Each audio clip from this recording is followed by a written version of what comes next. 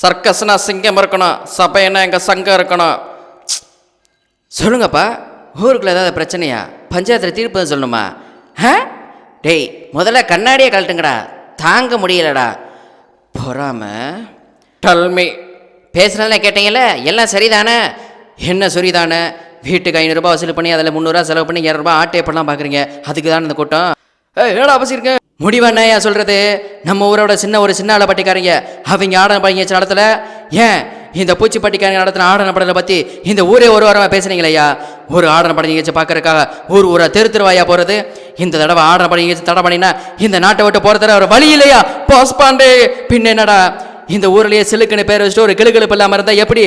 இதெல்லாம் எங்களை மாதிரி எல்லாம் இருக்கிற ஒரு இன்சல்ட்டியா? நாங்கள் என்ன திண்டுக்கல்கிட்ட வீட்டுக்கு கூட்டு போய் கேட்டோம்? உங்களுக்கு தானே கேட்டோம். இதோ இந்த கிழவனுக்காக, இதோ இந்த சின்ன பையனுக்காக, வருங்கால இளைஞர்களுக்காக தானே கேட்டோம்.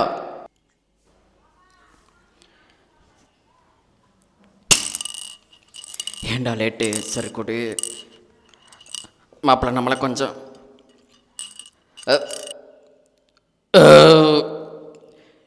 நீங்கள் திருவிழாவை நடத்துங்க, நடத்தாமல் போங்க. நீங்கள் கரகத்தை தூக்குங்க, தூக்காமல் போங்க.